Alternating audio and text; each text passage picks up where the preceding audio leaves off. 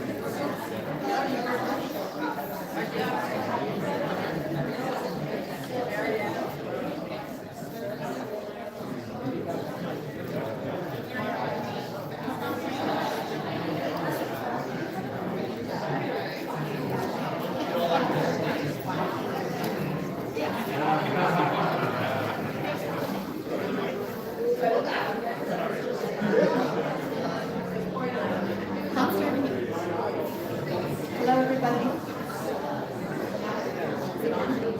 Hello. Hello, everybody.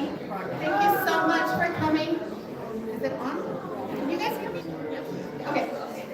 We have food and snacks and beverages over here, coffee, tea. You're welcome to it while we all settle down and people still coming. So please enjoy. Thank you.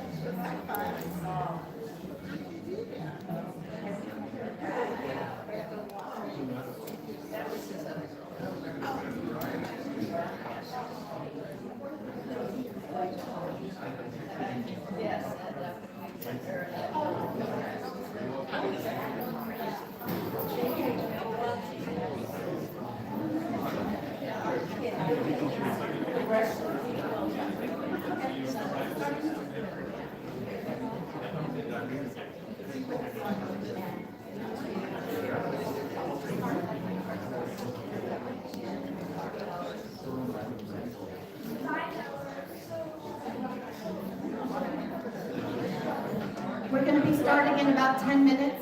If you want to grab your food and drinks and sit down.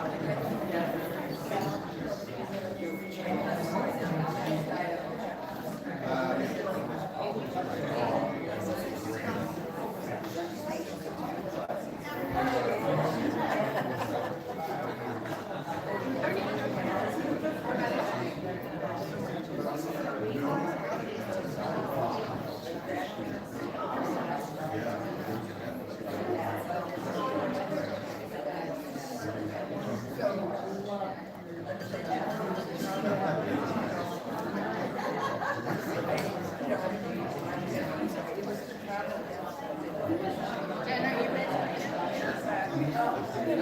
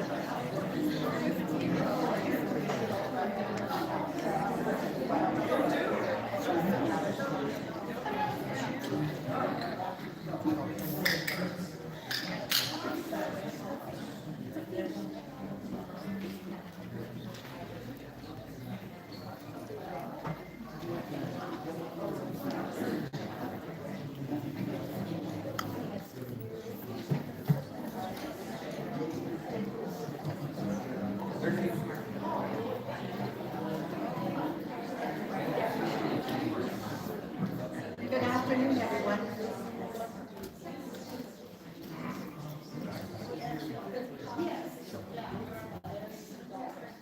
Are we streaming this one?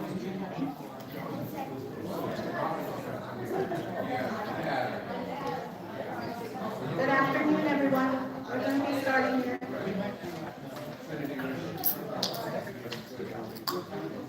So I'm going to go ahead and start.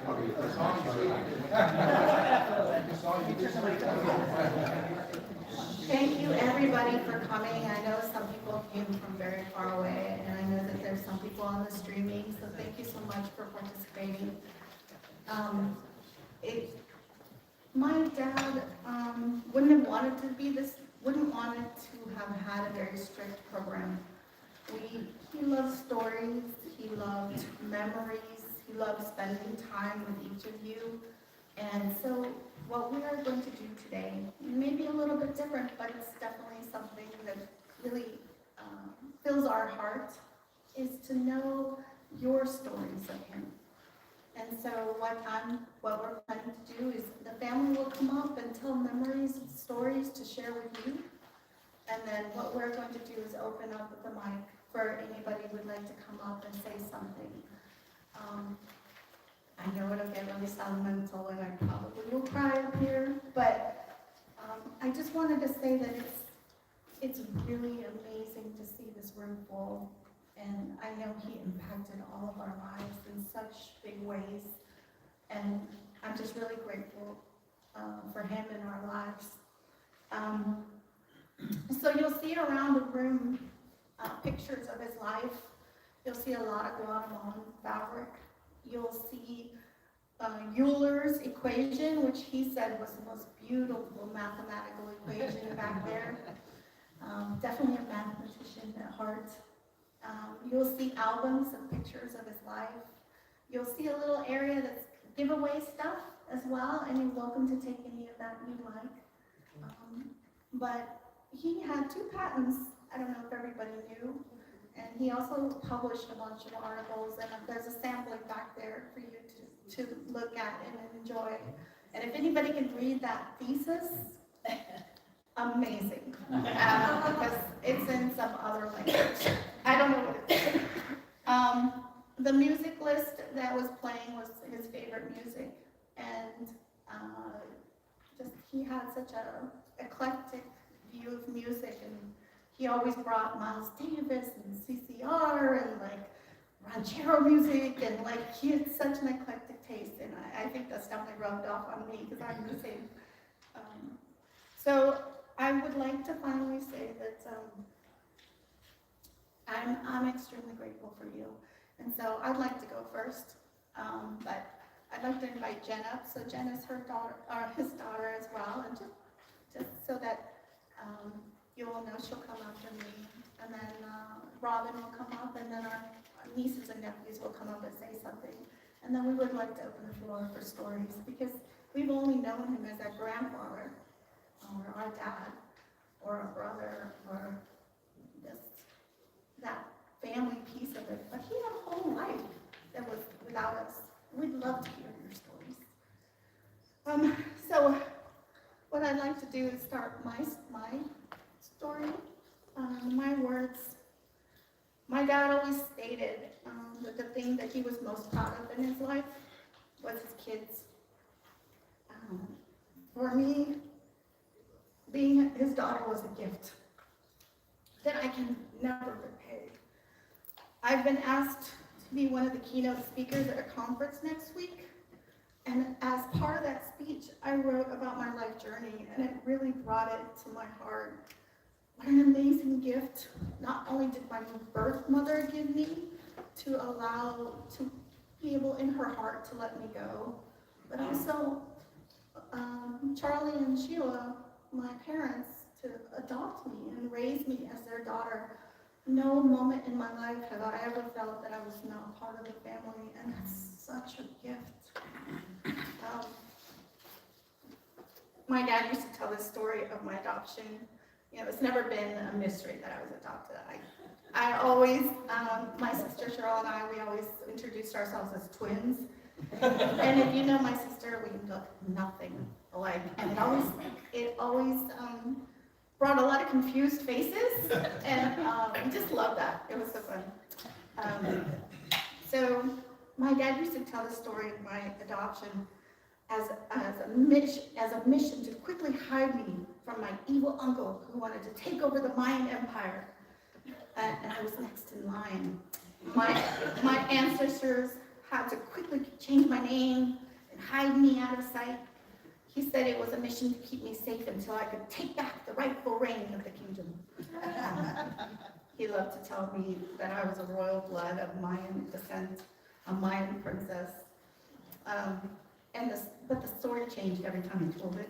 So, it was sometimes pyramids where somebody got thrown off the pyramid, and it got really crazy sometimes. But I loved those versions, and every single time it was just a great story. So that's such an amazing gift to show the adoption in such a way that brings your journey sort of forward. It was really sweet that he always talked about me like that. My dad and I always had some deeper connection level. We were both very logical, but emotional, such a dichotomy. We did both and lived in both that same way. Without him and my mom's guidance, I would never have become an engineer and been able to do the things that have done, and I am doing without the gift of adoption. And I imagine myself as some very poor, impoverished Mayan child on the road, asking for money. And here I am. Such a gift. Such a gift. We always had these deep conversations about science and logic, and then we move on to something really sensitive and we both start crying. So if you know my dad, super sensitive, but also very logical and and as I said, such a dichotomy. I have fond memories of when I was super young, waking up super early and coloring next to him. If you knew my dad, he was waking up at 5 a.m., he'd work at his desk, and then as soon as the kids were up, he'd make us breakfast, and he'd be involved in their lives, and then he'd go work again. And he used to do that at this beautiful mahogany desk. And that desk is now in my home. And I work at it when I work remote, and it always feels like he's there, and he's hugging me, and he's surrounding me. So he's always part of our lives, and in my life. My dad always had a big heart. He wanted to give people around him confidence in themselves, self-reliance, and courage. Sometimes these lessons were hard love, and love that comes with hard realities and guidance. But it always was with love, and he wanted us to be better than we were today, and he saw that in us. I'm a servant leader in my community, and I see it in others what they don't see in themselves. I know that skill, patience, and caring comes from my dad, so his traits and his love for helping others continues through me. continues through my family, continues through my kids. I see these same traits in my kids, my nieces and nephews, though sometimes I don't think they see it in themselves. My dad was really proud of every single one of them, and watching them on their journeys, and he'd give advice, and he'd try to guide different decisions in different ways, but he was always there, and he would listen, and that was something quite amazing about him. If you knew my dad, you know he was a foodie. He passed that on to me and through me to the kids. I once told my dad how I hated him for introducing me to really good food, because how I just can't go back, you know what flavorful food is, and so it's hard to go back. My son is kind of funny, he says the same thing to me. He says, Mom, you ruined me, because now I know what really good food is. So I blame my dad. I want to thank all of you for joining today as we celebrate his life and how he touched us. And the legacy continues through us. So Dilbert, he has, if you've ever received an email from him, he has this little Dilbert saying at the bottom of every email. It says, the road to success is always under construction. So we are under construction. So I'd like to ask my sister Jen to come up next.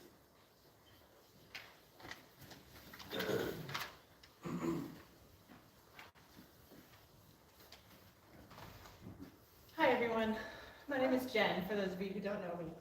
Let me take a breath because I'm going to cry already.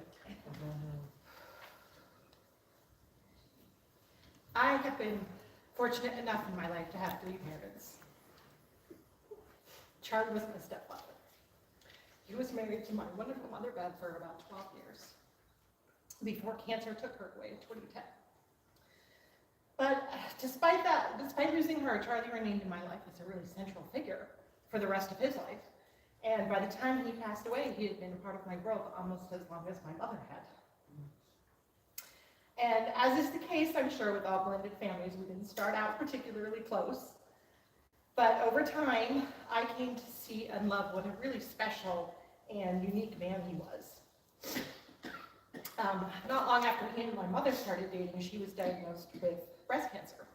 And Charlie, with seemingly no hesitation and no fear, immediately committed to staying with her and caring for her, despite having already lost his first wife to breast cancer.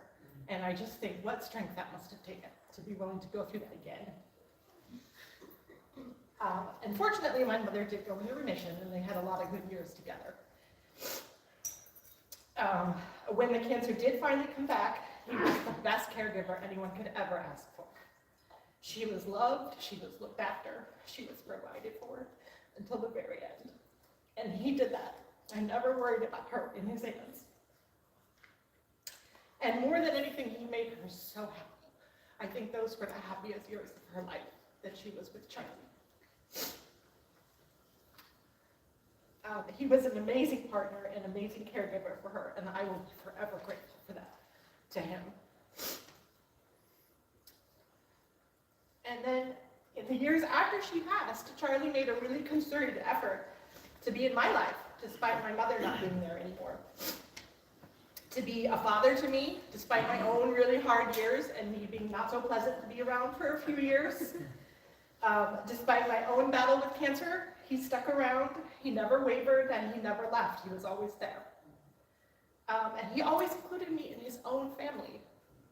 Through him, I gained 2 sisters, I gained 7 nieces and nephews. And today they are truly my family. Charlie was really good at building relationships with people, and he created this. And he was eccentric. The way his mind worked always kind of tripped me out and sometimes confused me. It was sometimes hard to follow him. But he was so incredibly intelligent and so well-read, but also so accepting and non-judgmental and authentic and genuine. He was always real. He practiced true inclusivity before that was ever a buzzword. He taught and he lived compassion and empathy in a world that sorely needs more of that. And I have grown into a better person because I had him around to show me all of that. So I just want to say thank you to Charlie for being my second father, for teaching me, for bringing me a whole new family, and just for being the unique human being that he really was. And I will truly, truly miss him. Thank you.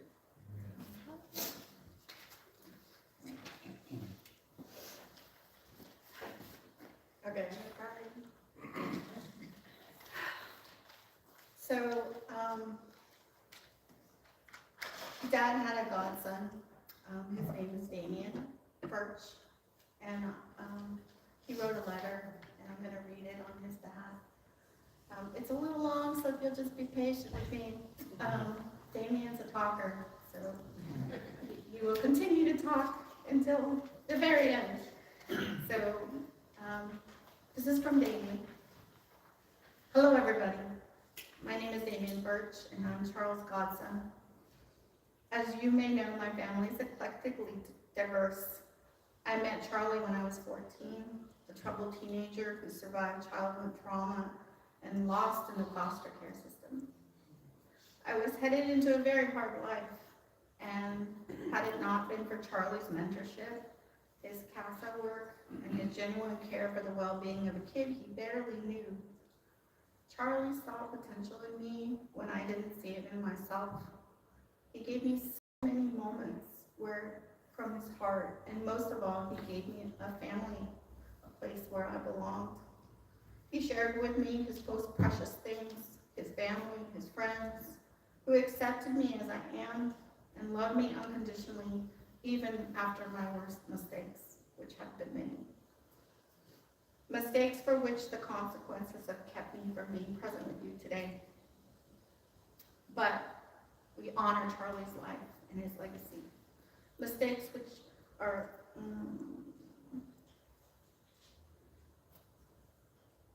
and these mistakes have stopped me from being there to comfort and to support Charlie during his greatest need, his final days, and I'll never forget that.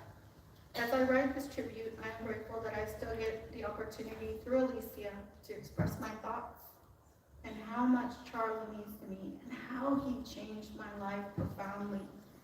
I will never forget what he's done for me.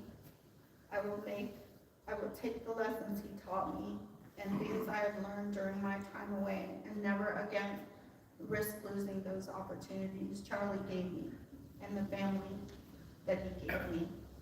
When I think of a word that sums up the essence of who Charlie is, generosity comes to mind.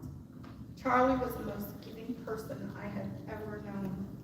Almost every time we spoke, he had some story about someone he was helping, some life he was impacting, but with nothing in return.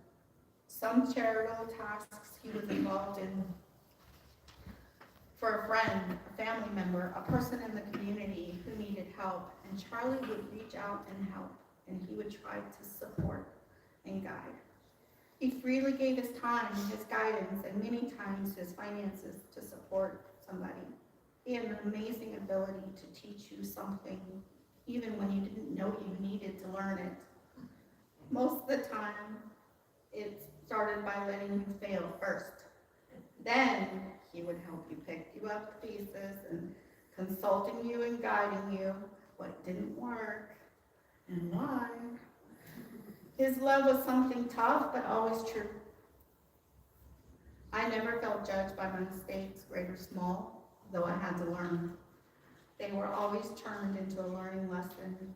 He would allow me to fully experience those moments by often relieving me of the stress and burden some of my mistakes would cause, but not before making me understand the importance. Leaving me to focus on the lesson to be learned and how to do things differently. Spending Charlie was always an adventure. I remember living in New York where I was dancing and performing. Whenever Charlie would come to town, I'd get so excited. He would always take me to a museum, an observation tower, an aquarium, a historical site. He wanted to broaden my mind. My favorite part was the fancy steakhouses, though. And the bourbon. Charlie was gave me my relationship with Alicia. And she was always feeding me my favorite adobo chicken. He loved food and cooking, and I learned many things from him in the kitchen. The most important thing was beware of excessively sharp knives, how to appreciate mushrooms, and that butter goes on everything, even bacon. Our time together in the kitchen always accompanied with a stiff bourbon at some of my most memorable and cherished moments. But lots of conversations happened in the kitchen. Some first memories I hold dear in my heart are Charlie was the first person who ever came to a dance performance.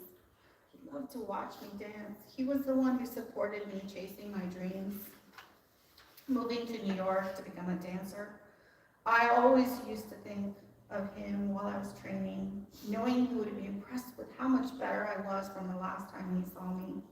Becoming a professional was the first time I felt like I honored him and everything he supported me doing so I could achieve that dream. He was part of my dream. Charlie was the first person to teach me how to drive. Whoa, that was a lot. At first, a manual, and then we realized, nope, automatic was safer. He was the first person to help me get my passport. It wasn't until I started traveling that I understood why he did that. Our family trip to Belize was one of the highlights of my many travels.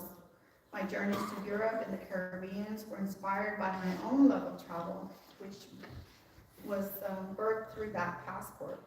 At some point, I became the family transporter. Charlie would call me and say, hey, I want you to go get on a plane and go pick up the grandkids and bring them.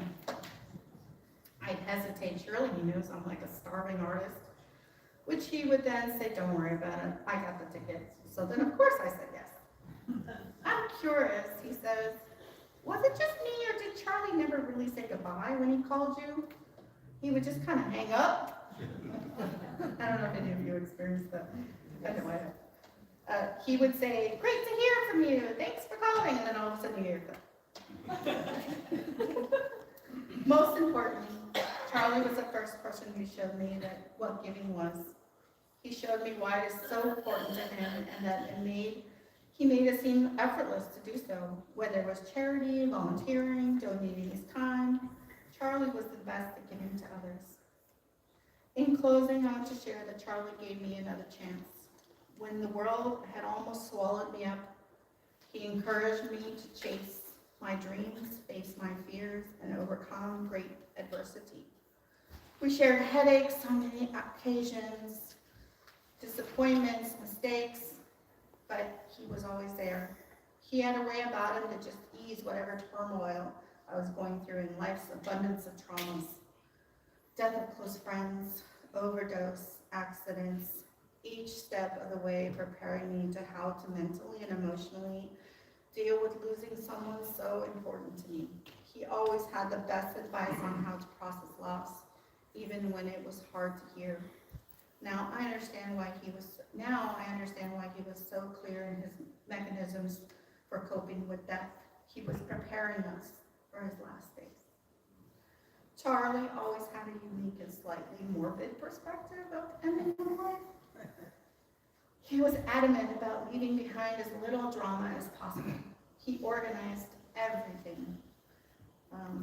And now I realize that everything he taught me on dealing with loved ones passing has saved me from even deeper pain because I was prepared. He prepared me. Deep, more deep than just acknowledging it was this time, but deep for not being able to be there for his last breath. To miss his transition from life to death has struck me so deeply as anything ever could.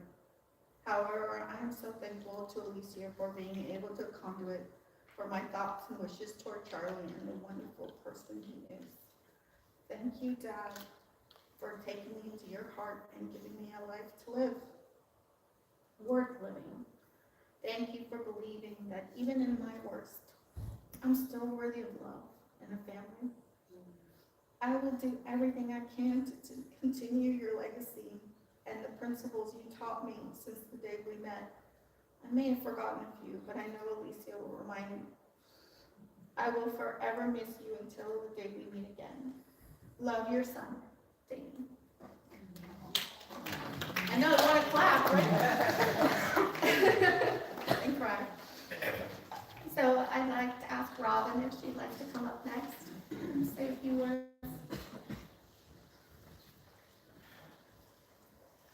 Would you like me to read it? Are you okay? Okay. Friends and family, here we are gathered. Blessing time.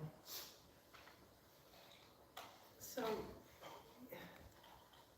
Charlie had a big impact on everybody that he met. And we were so different. Even I knew him for 45 years, but when we became partners, we were so different in perfect ways. Charlie's love language is caregiving, was caregiving, is caregiving. My love language is action. We were so different. He loved to shop, going out to find just the perfect new thing that he needed. I like a thrift store, to find make do with what I had or get it used or recycle it. So you have that balance. He loved to plan trips and drive the RV to authorized camp spots. I love to see where the road would take us and sit in the RV and do my knitting and look at the thing. And then let's just find the perfect cosmic spot that we're meant to be tonight. So it was a beautiful thing. I mean, as people said, to have somebody in your life that loved you for everything you were, all the pieces of me, I really felt loved. Even found a way to love my imperfect things. So we did have a long history, like I said. I met him before Cimarron was born. We shared growing up together.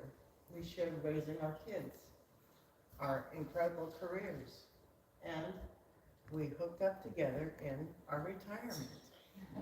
Had fun. So he said I was the icing on his cake of all his beloved partners.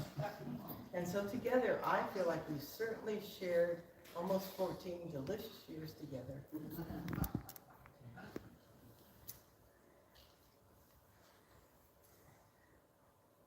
So I love you and I miss you.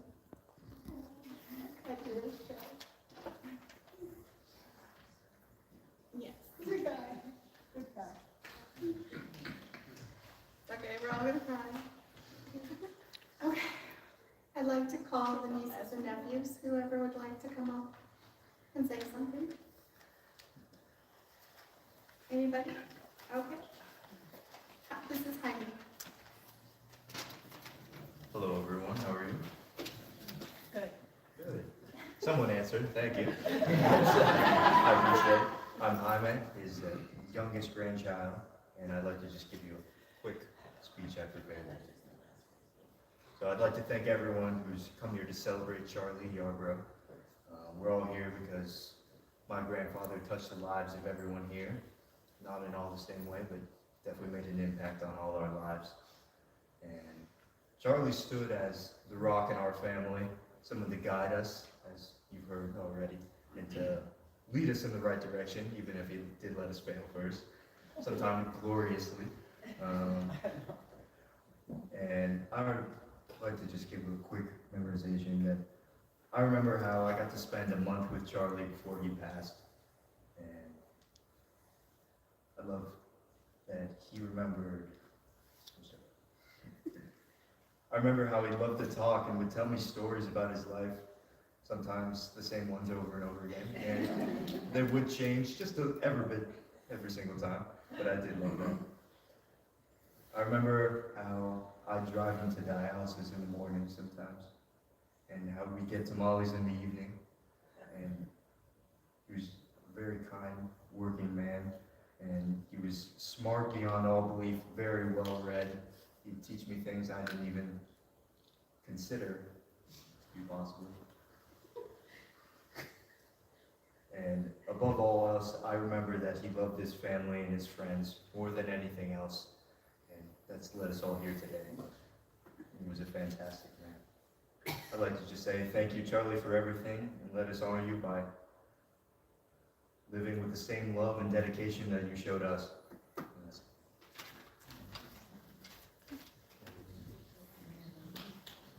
Ready to clap?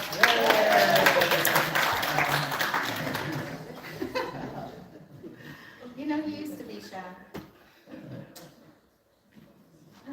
I'd like to ask any of my other nieces and nephews. Lily, would you like to come forward?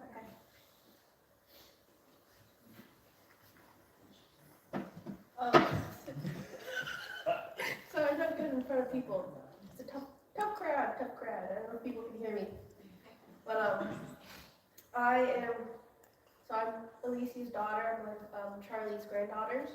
So I think most people might know me when I was really small. I don't really remember a lot of people. I know everyone remembers me when I was like tiny, like a toddler. But thank you everyone for coming. It's very nice to see everyone who was able to make it. I wanted to start off that I thought about what to say here at Publix, which is like a grocery store. I was in the back cleaning one of the fryers, and I just started cleaning when the song "While My Guitar Gently Weeps" started playing. It reminded me of all the times I'd walk into Grandpa's room when I was really little, a teenager, even as an adult, and he'd be playing some type of music, whether it was guitar, it was orchestra, whether it was Mozart or Carlos Santana, it would be playing in the background on his computer. And I also realized that I would never be able to play this song for him or be able to get his thoughts on it. But I like to think he would have loved this song and any song I could find in the future. Every time we flew over 600 miles to come visit anyone, Grandpa would always remind me how proud he was of me, whether I started or finished a sewing project, if I had completed a marching band season during high school, if I had passed my finals, or I had started a new drawing project. He always loved seeing me thrive and excel at everything I had tried. He always wanted me to try something new at least once. And he'd send me small gifts, whether it was a 3D pen or 3D art pen. As he got older and was no longer able to drive, all the grandkids became his chauffeurs. So we would drive him hours to go do chores or get stuff done for him. And we'd be driving for hours in Chico. He'd tell me how well I drove, how safe he felt while I drove, and we'd be just driving in circles sometimes. But like we would drive for hours till we completed every task he set upon us. Every left turn and right turn, and we were worth it. Getting to spend more time with him and listen to his stories and the funny tidbits he decided to grace me with. I won't be able to do that ever again. I know he'll be so proud of me, of how far I've come today. I know we have all lost a major part of our rock that kept us floating away in a never-ending sea of life. But I like to think that he would be proud of us, of how far we've come, and how much we've achieved, and what we will achieve in the future. It may seem that he isn't here anymore, that you may not be able to talk to him in person, but he's still in our memories, in the pictures we took, in our crazy, wacky, and fun adventures as a family or as friends. You're not without him, maybe physically, but he's still in your heart.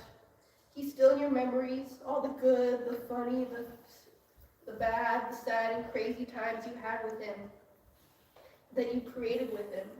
No one can take those away from you. You can still talk to him, but he'll just be listening more now, instead of funny tidbits. He'll just be listening more than responding.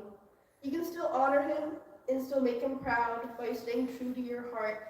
And I will honor my grandpa by doing my hardest and staying true to myself.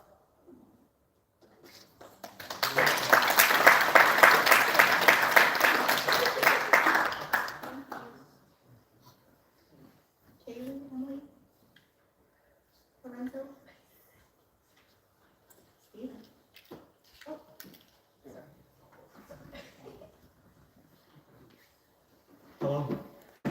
My name is Steven, also one of his grandsons.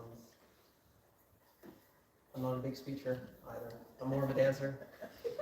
And with that being said, growing up, I didn't realize how much Grandpa was in my career as a dancer. Not just coming to do all the performances, paying for private lessons, the competitions I went to, and the travel opportunities I had because of his support and generosity. But when I realized he actually believed in me, that it could be my future, that it could be what I make as my career, the path I chose to walk, was the greatest gift he's given me. I love spending time with him, talking about how things worked, his amazing knife collection, endless stories of his adventures, and stupid jokes we couldn't stop laughing at. He was a very smart man, and he thought I was smart, even when I doubted it myself. And that was the second greatest gift he gave to me. He believed in me not just as a dancer, but as a person. As a small token of my gratitude, I will find a way to keep Yarbrough moving, to live on. I want to do that in honor of him somehow. Thank you, Charlie, Grandpa, for all the doors you have opened, opportunities most people don't get. I was very lucky to have you as my grandfather. You will be loved and remembered. Thank you.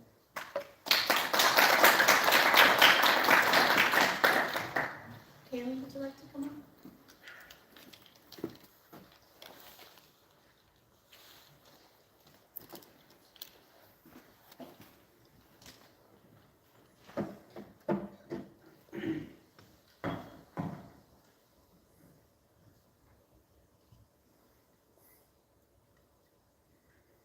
Hi. Pretty tall. I don't know if this is working. I'm Kaylee, or you can shorten, call me Kay, and I'm also one of the grandchildren. I didn't really get to be myself until very recently, and this isn't like just a trans thing for me. So many parts of myself wasn't able to really show until recently, and I'm so glad that he was able to meet the person that I've become. He's always been supportive of me, and I really appreciate it. Apologies for people in the back. Again, I'm really tall.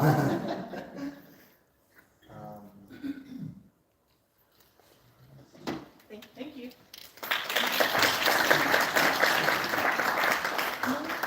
Would you like to say some words? Do you have anything you want me to read? Okay. Emily's grandpa's granddaughter as well. Lorenzo, would you like to say anything? And Lorenzo's his last son as well.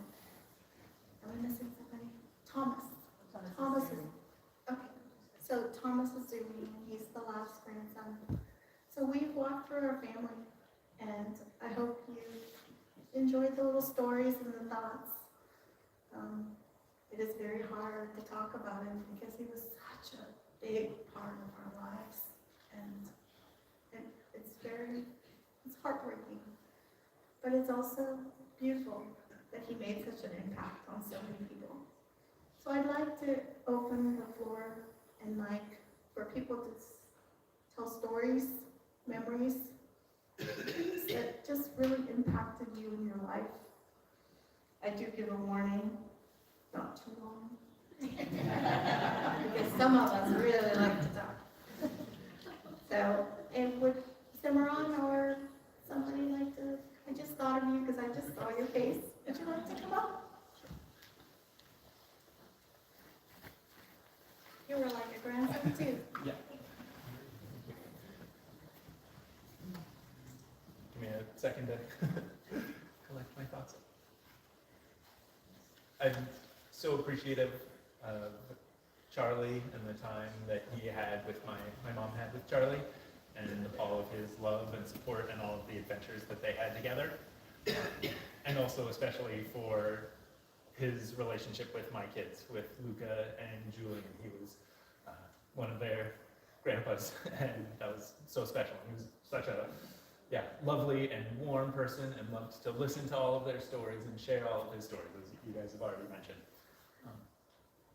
The thing that I will always cherish most from Charlie is his ability to find the most positive things in so many situations. And there are like specific stories, like things that other people would take as like a point of conflict or challenge.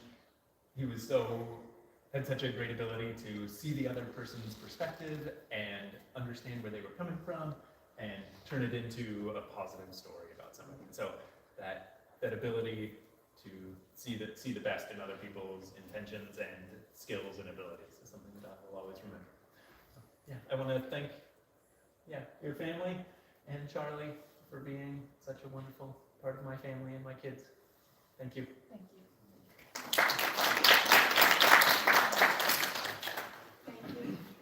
So I'd like to open up the floor.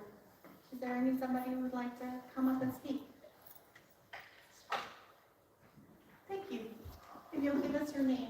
And then how you know.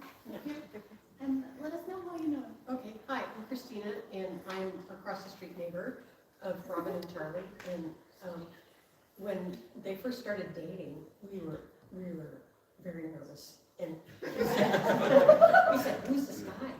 And we all interviewed him, all the neighbors. And we gave him a passing grade, which was a big relief because we care a lot about Robin. But in the ensuing years, we had a great time sitting on the porch at cocktail hour. And he would have his bourbon, and I would have my wine, and we would tell stories. And it was lovely, and I'll really miss that. So thank you for those wonderful years.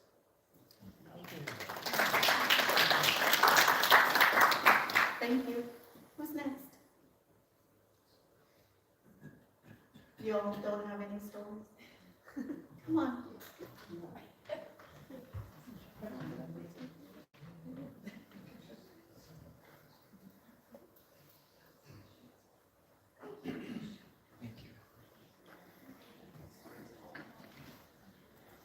My name is Don Crummell.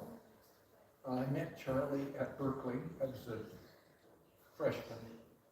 He hired me for my first job. This was 1967.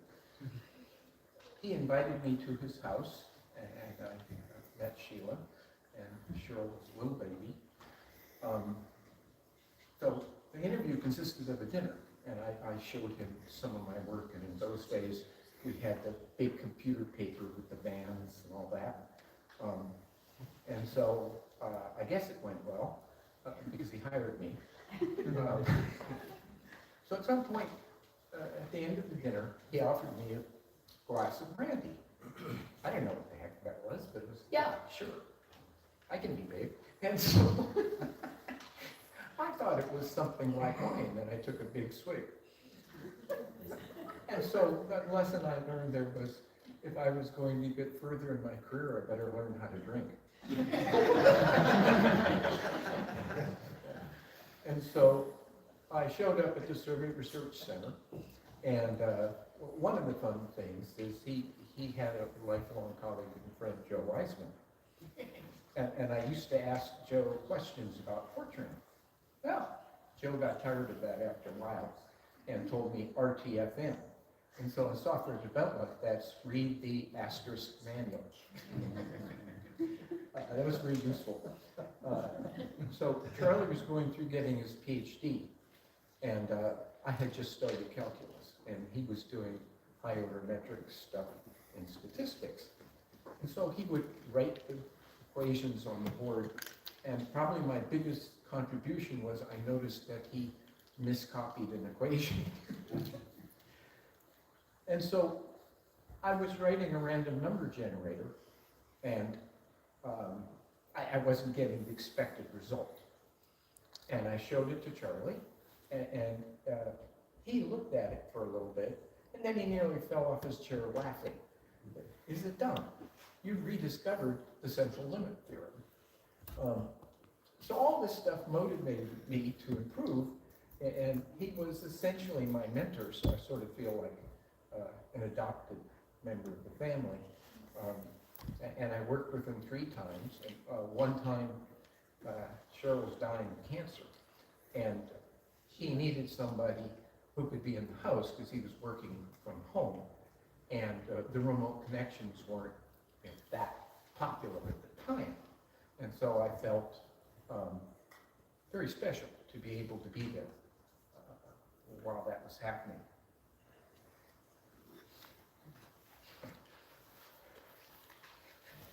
So at the funeral, he comforted me. So we really had a good time working together. The man was wicked smart, and it was fun to work with.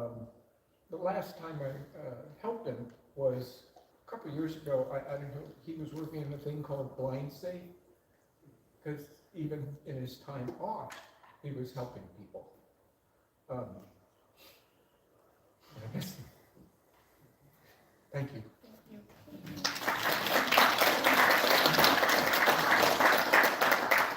Thank you. Who else would like to speak?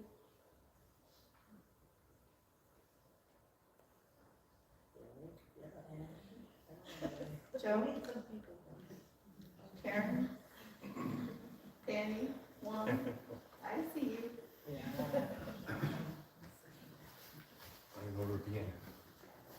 Just sit upon the card.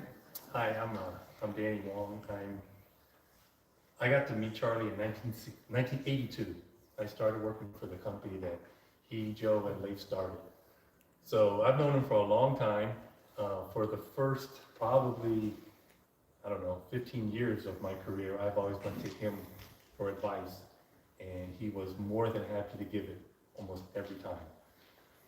The second half of my career, funny enough, he came to me for advice, which really surprised me, but I was happy to lend him my opinions, and he often took it and was very appreciative of it. But looking back at all this, I'm really, really lucky because he's made me the person that I am today. I was really lucky to meet Elisa when she was probably 2. And I saw Lily's picture when she was 1. So I know a lot of the people in the Yarbrough family. I got to know all 3 of his life partners really well, starting with Sheila, then Bev, and then Robin. So I got to see a lot of Charlie's life, and he was very instrumental to a lot of things that I had accomplished in my life. I remember the day he came to me and asked, he said, Danny, our company's in a lot of trouble. I'm gonna need you to lead it. And I was really, really hesitant in doing that at first, but you can't say no to Charlie.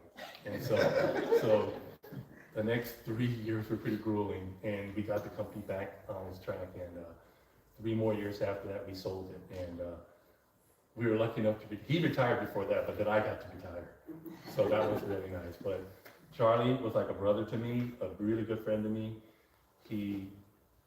I'm gonna go back to one day that was most special in my life.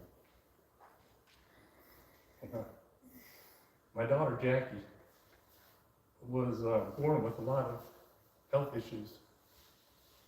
She was born really small, and then she was diagnosed with cancer.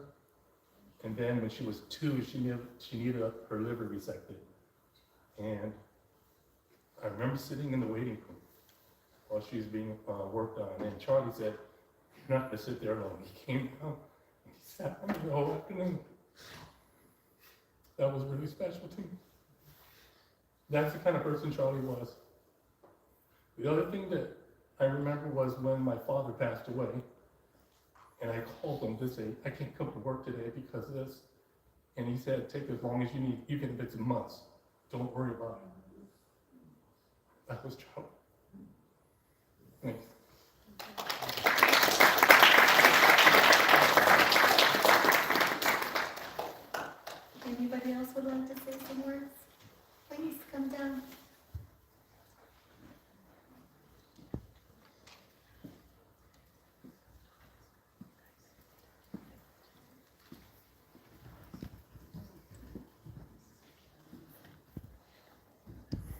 Hi, my name is William Tufteller, and I'm one of the newest members of the Charlie Yarbrough fan club. A Chico guy, and with Charlie and I met through our wives, Robin and Margaret. And then we ended up going to a school together in the Osher Lifelong Learning Institute. So we're both lifelong learners, and we had some connections together. Charlie with his science background in computers and mathematics, and my electrical engineering background. And so we got to enjoy technology together, and also in the courses we were taking in Ollie, we were studying international affairs and foreign policy. So then I got to connect to Charlie the humanitarian. Charlie was very worried about national security and mankind's ability to develop smarter and smarter weapon systems. And so we did a lot of reading, and he would send me articles. I have a stack of books at home that Charlie gave me that I haven't read yet. But Charlie, with his computer science and mathematics background, was very worried about cybersecurity and what is popularly known as artificial intelligence. Except Charlie, the computer scientist, knows what we're really talking about is machine learning. When the machines learn from each other. He was very, very worried about that, and gave me a couple of articles and books to read. And so in the course of visiting with Charlie, we had another connection, and that is, as you know, I have a bit of an accent. Charlie picked up on that, and then he revealed that he had spent his teenage years in Alabama. Now, has anybody in the room heard Charlie's stories about Frank Yarbrough? Oh, yes. You know what he did for a living in Alabama? He was a revenuer. He was hunting down bootleggers in the hills. Charlie had quite a few stories, and he loved to tell them because he admired his dad so much. And he admired the fact that his dad would go out into the hill country and be with people bootlegging unarmed. He even asked his dad how he had the courage to go out there unarmed. And Charlie said because he uses wits instead of guns. So Charlie really respected his dad. I wish I'd heard more stories from Charlie about his years in Guatemala. That would have been amazing, but we never got around to that. And one of the other things that happened to me is what I carry with me every day. Charlie gave me a gift. One day we met for lunch at about 23 or 24, and I was whining and belly aching about getting old and having aches and pains and falling apart. I was feeling sorry for myself. I had recently discovered that I'm mortal. And Charlie listened patiently, and he gave to me what he's given to many of you, and that is he's a good listener, he's very patient, he's very wise, and he listened to me for a while, and then he told me about some of his experiences when he volunteered in hospice.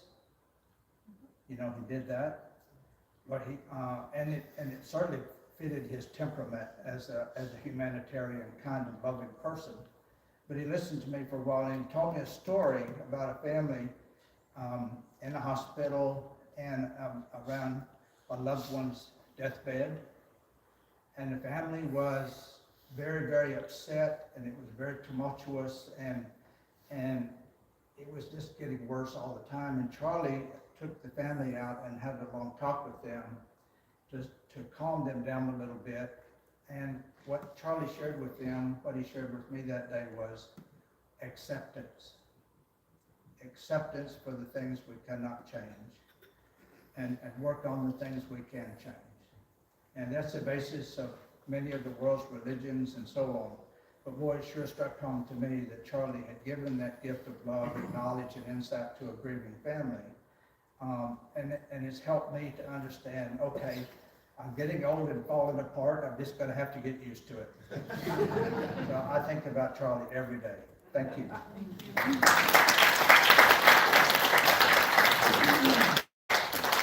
Thank you. Would anybody else like to share a story? Juanita. So he goes by Johnny now, but for me, I always wanted to go.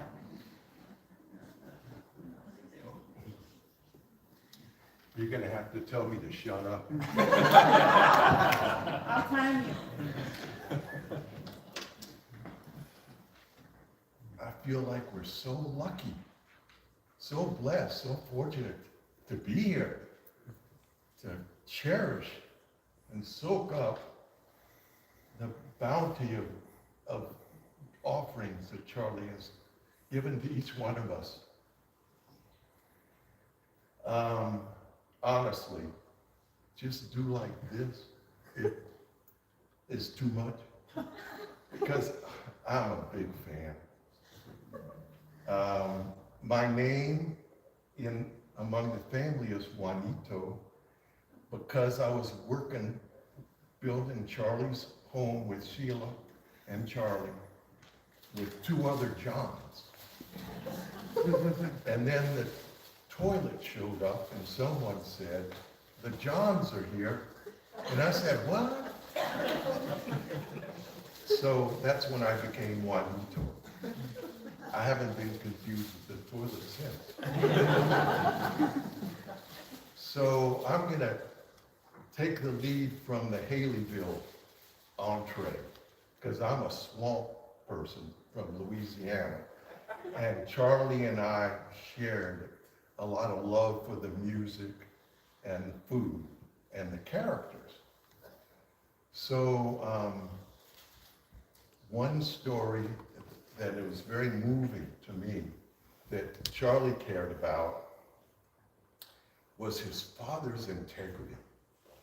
So somebody in Haleyville had done something very horrible, and it was such a scandal that there was a group of Haleyville folks that were gonna judge and string up the gentleman or the scoundrel who had done the act.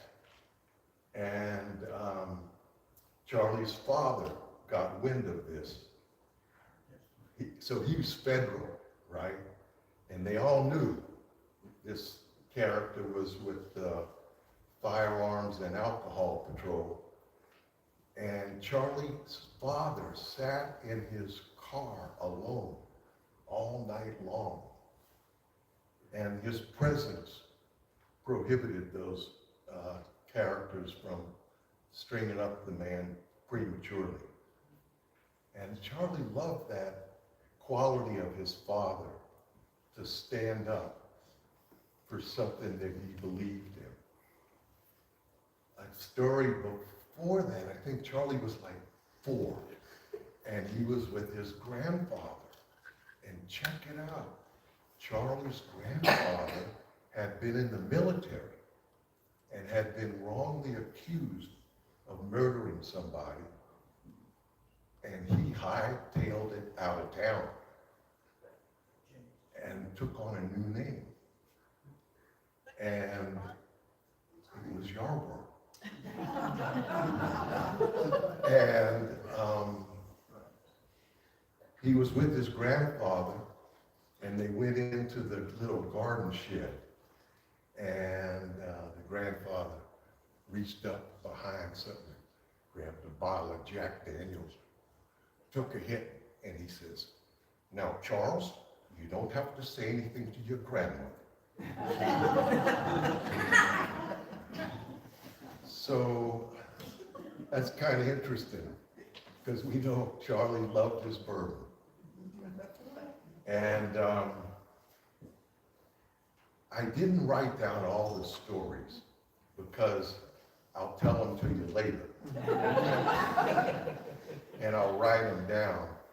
But one of them, jumping ahead, was about his falling in love with his mom. Excuse me, his wife, who became the mom.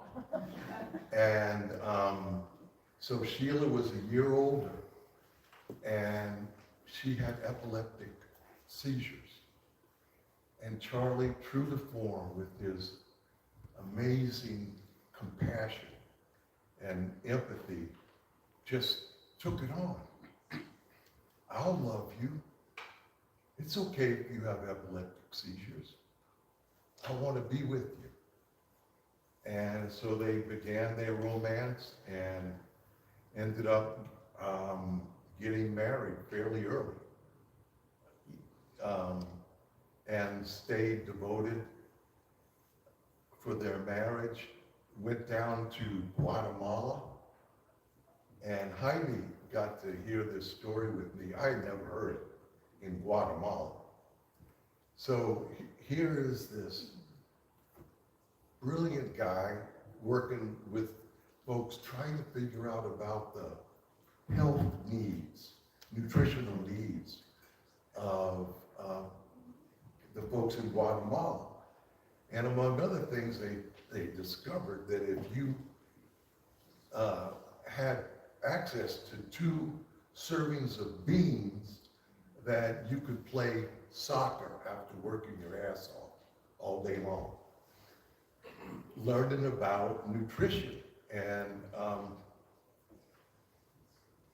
in the midst of all this sophisticated data that they were accumulating, Charlie got invited to go with this group of pretty rough characters to pay off the crew. And so they had maybe $100,000 with some gigantic bodyguards. And they said, Charles, you want to come with us? Charlie was always up for an adventure. So he said, yeah. So they go on this adventure and they're dropping off chunks of money. And the biggest guy there said, hey, Yarbrough, can you shoot a gun? Charlie says, yeah, I think so. He says, well, let's have a contest. And they put up this picture of Bambi. And the big giant guy shoots and hits Bambi in the shoulder. Not too bad. And so Charlie says, well, let me give it a shot. And he pulls the trigger and puts it through Bambi's eye. Well, guess what? It created a very awkward situation when you outshoot the thug that gave you the gun.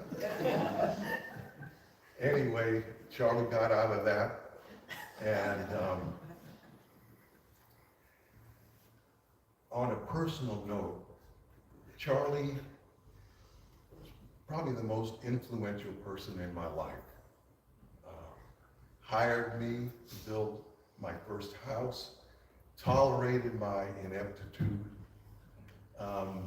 We're putting up this paneling on his house, and it's really beautiful, thin wood. And I said, well, the only thing about this, Charlie, is you just got to be careful not to step on it. And I'm up there like a monkey, and damned if I fall through that roof. And he just laughed. He says, it's okay, bro. You were trying. And that's it. I mean, the guy had compassion and empathy and love without limit. And that's why we're so lucky to be here, because we knew him. We got nourished by him. And I think he would want us to continue loving each other and not letting the small stuff get in the way of our hearts. So thank y'all so much, and I got a lot more stories.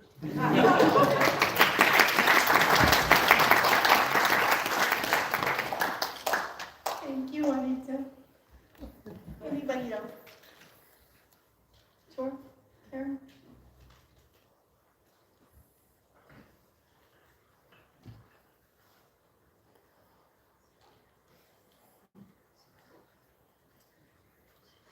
This could be extremely brief. I'm up here for my husband, Joe Weissman.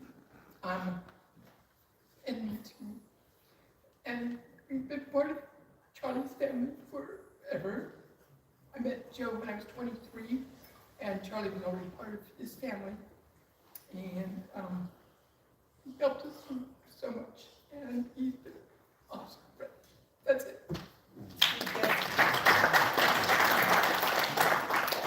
Thank you. Anybody else? Please.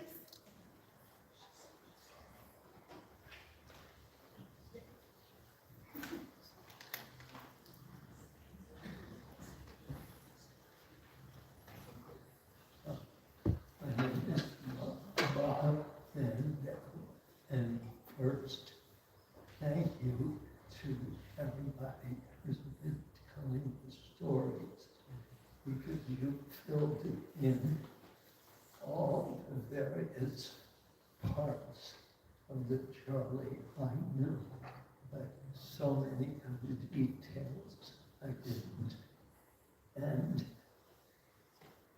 I think what was different about my relationship with him is that he was the son of a governor, and I was the son of a communist, and still am. And we spent decades talking about politics.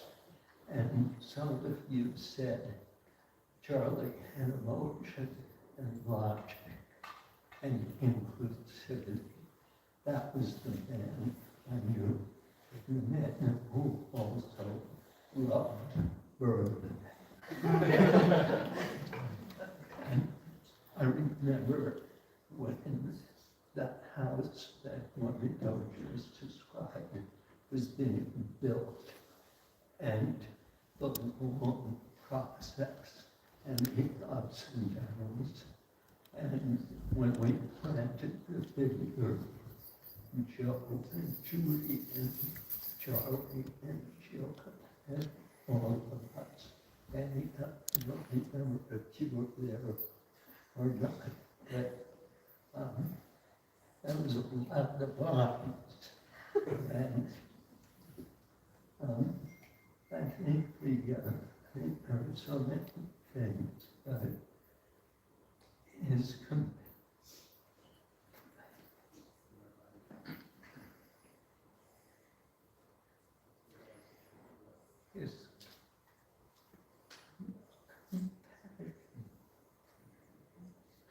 that's why we got along so well, because he loved people, he cared, and whether it was the hospice or whatever the name of that job was, where he was basically a person to people, or in the last few years, when out of nowhere I'm getting emails from Charlie about his frustration and anger at the way homeless people were being treated in Chico.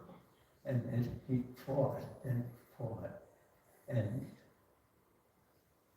was just heartbroken and angry. And it was that way. So. Thank you.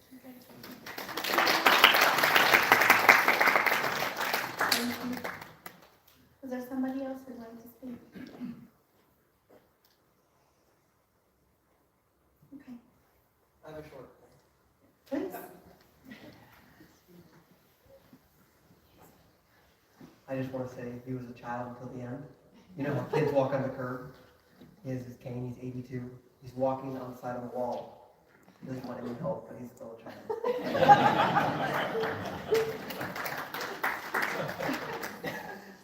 Thank you. Well, it's been a pleasure. Thank you so much for coming long distances, wherever you came from. Really appreciate it. It's amazing to see all of you here. And he's truly missed every single day. So I invite you to look around. He's with us. In all of this preparing, we found the family Bible of all things in 1843. So it's up here as well.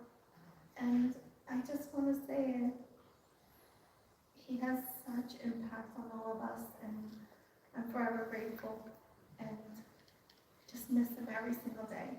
So thank you so much for coming. There's still a lot of food and bourbon. Please hang out and just mingle. Thank you.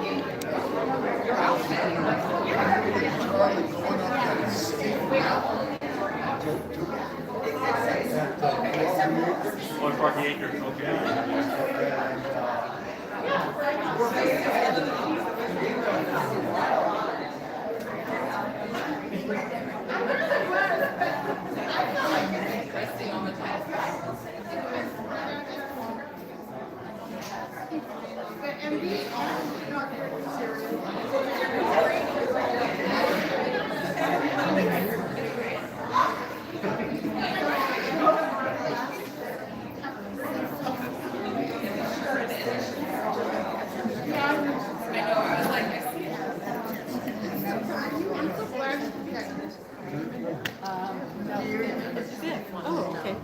It's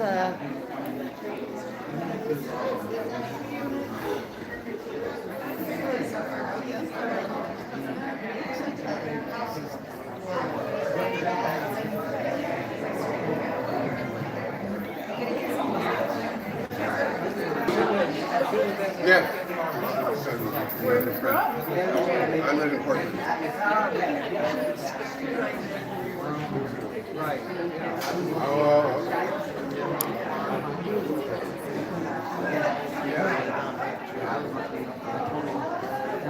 Even the smallest little things like wind up cables to make it like his bed that automatically goes up and down. They want that to be all perfect. start the video. You see the And understanding how to do it.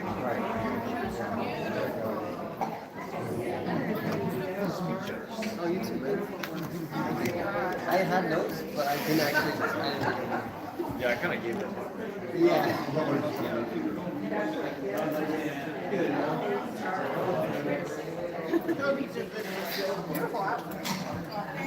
I thought maybe a little hiding. Oh my god.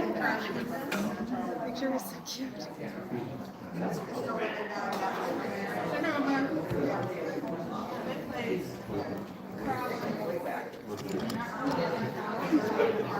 Is there anything that you want to say to the live stream before I end it? Whenever you're ready. All right, I'm ready. Thank you everybody for joining the live stream. I really appreciate you joining, and hopefully we can get connected another time in person. Thank you so much for joining. Appreciate your time.